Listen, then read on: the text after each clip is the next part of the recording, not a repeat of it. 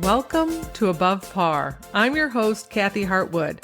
I show you how to take more of your talent to the golf course without practicing harder, taking more lessons, or buying new equipment.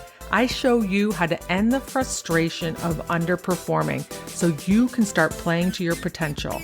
This is where you are going to learn how to think above par so you can play below par. Let's get to it.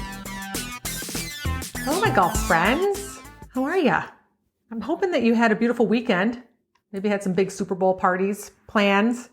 By the time this plays, I'll be coming back from Arizona, from Phoenix, Scottsdale. I'm going out to speak at one of my clients' clubs to their women's organization, an all-day workshop. I'm so excited to meet all the women out there, the members of the club, see my client.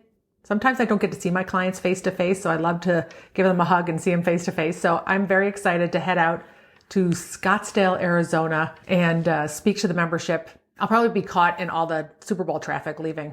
Everybody's heading out of town. I'm headed in.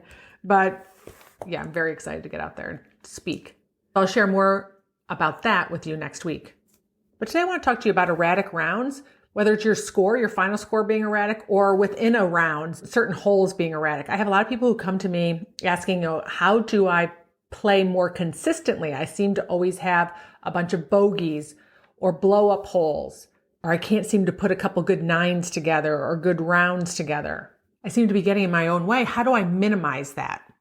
And some of it can be just part of golf. We're going to have some inconsistencies. It depends on your handicap for sure. Some of the attraction of those mid-range handicaps as partners in events when they get their handicap is because they can go low sometimes, but they also go high sometimes. And that can be just part of your consistency with your game and your talent and your skill. But the difference is when we get in our own way. And a lot of times the complaint is that I seem to make stupid mistakes. And it's the stupid mistakes that are getting in my way. And I'm having these big numbers or a series of big numbers or bad rounds.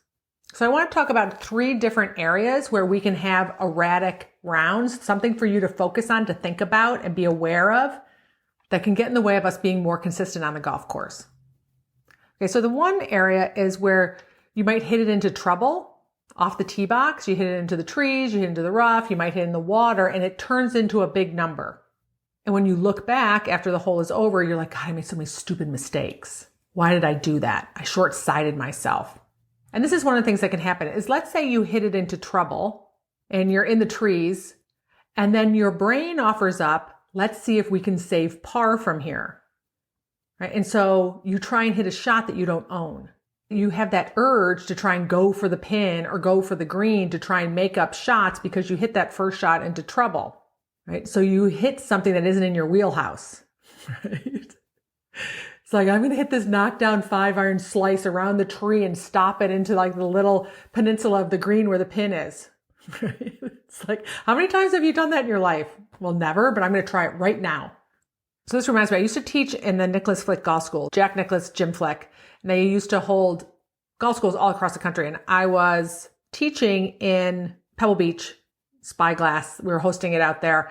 I think we're at the practice area at Spyglass. So anyway, I was doing bunker. Was my area. And I just had groups rotate through, and I taught bunker all day, gave a presentation, helped them in the bunker, and then opened it up for questions.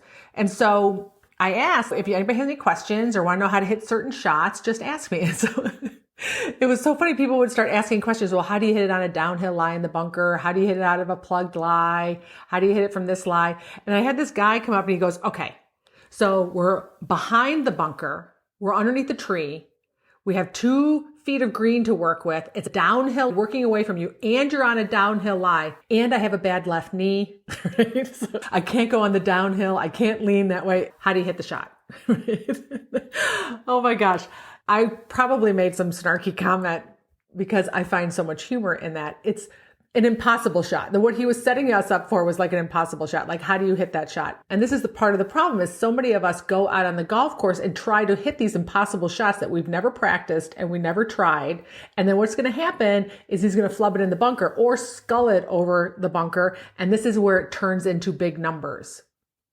And it usually surfaces from, I need to save par or I need to save bogey.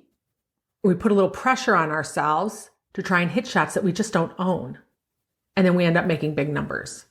Right? So pay attention next time if you hit it into any trouble off of the tee box. Do you go and try and hit a shot after that? Do you have the urge to hit a shot that has like a 1% percentage of success? Right? I've watched it over and over again, and I've done it for sure. And it's fun. It's super fun if you pull it off. And I don't think it's a problem that you try those shots as long as you know what you're doing. As long as you're saying, there's a 5% chance I can pull this off and I'm willing to try it, but I'm also willing to pay the consequences. There's always a risk and a reward. Are you willing to pay the consequences? But that doesn't usually happen. That would be making a logical decision. We go into it and we don't make logical decisions. It feels like a stupid mistake because in hindsight, we're like, oh yeah, I probably shouldn't have done that. Now I short-sighted myself. Now I'm in really big trouble. Right? We don't think ahead. That's when we make stupid mistakes. All right, the second scenario could be where you have a bad hole and that turns into another bad hole. This is typically because we have a bad hole and we're pissed off, right? We're angry, we're mad. And we stand in the tee box, and before we swing and get ourselves back into a state where we can think clearly and swing freely, we swing pissed off. And then we hit into more trouble. And then usually we're more pissed off, right? So then we play that hole and finish that hole not from a very clear mind. I have stood on plenty of tee boxes and swung out of my shoes, and my dad used to call it fueled by fury. And a lot of times it would work and sometimes it wouldn't. It's just not a preferred place to play. I've done it. I know. Sometimes I get away with it. Sometimes not so much. But we can run into a series of bad holes when we haven't solved for the emotion, the disappointment, or the anger from that first bad hole, where we hang on to that negative emotion longer than necessary, and it starts affecting the rest of our round.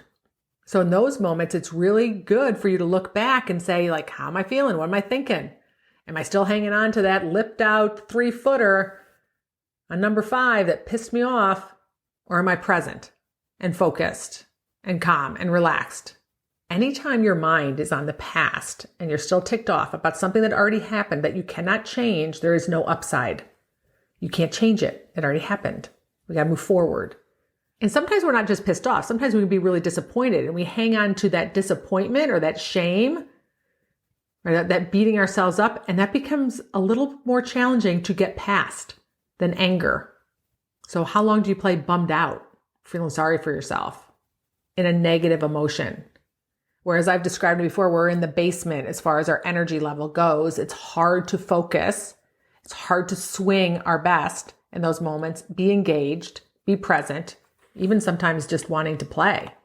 So how often does that happen after a bad hole? And then the third area is where we can be too excited, right? So you can make a birdie or have a really good hole and get super excited, where that energy takes you up into what I call the attic of your nervous system, right? We start moving a little bit faster. Our tempo might get faster. And the next thing you know, we're out of sorts on that next hole. And then we have a bogey or a double bogey. We have these big, huge mood swings throughout the round. We go from super excited to super disappointed. Right? This might happen. You have a couple birdies in a row and you're super jacked up and super excited. And that energy is not calm and not certain and not confident. It can also be hard for you to focus, and you can also make stupid mistakes. Now you might be thinking, you know what, let's make some more birdies. Let's start going for the pin. You start playing a game that you typically don't play. And then you start making mistakes. So it doesn't matter whether you've hit a shot out of play and then you start making stupid mistakes, quote unquote, stupid mistakes, because you don't have access to the front part of your brain, because you're in the back part of your brain, and you're trying to hit shots that you don't own.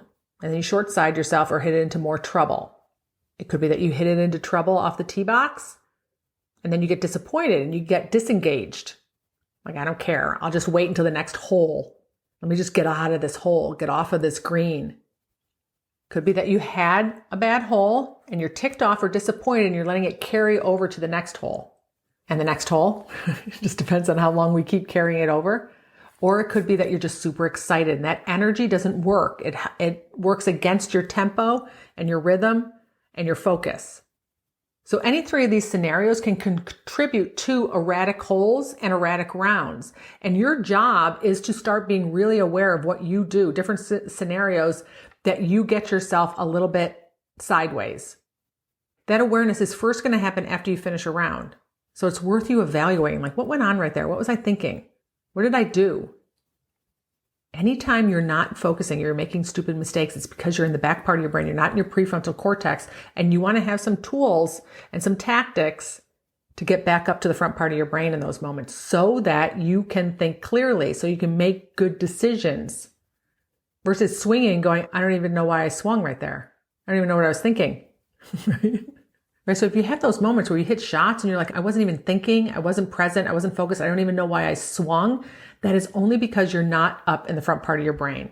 You're not likely calm and present. You might be thinking about something that already happened.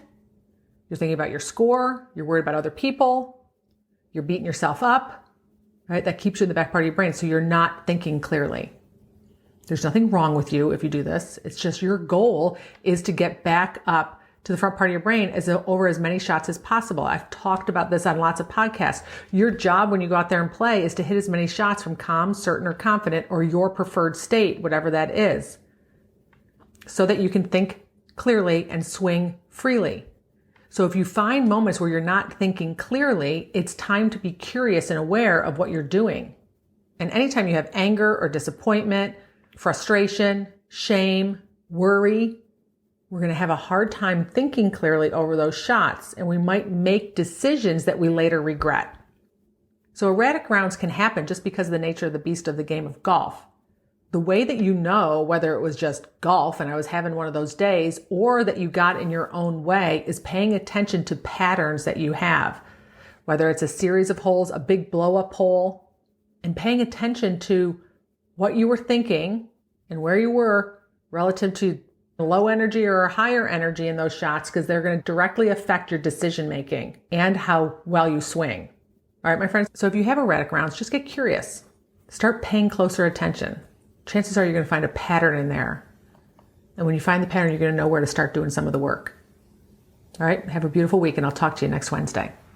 If you want any help with this, you want to know some tools and tactics to get up to the front part of your brain, if I can help you with some coaching along the way, make sure you reach out to me at kathyhartwood.com.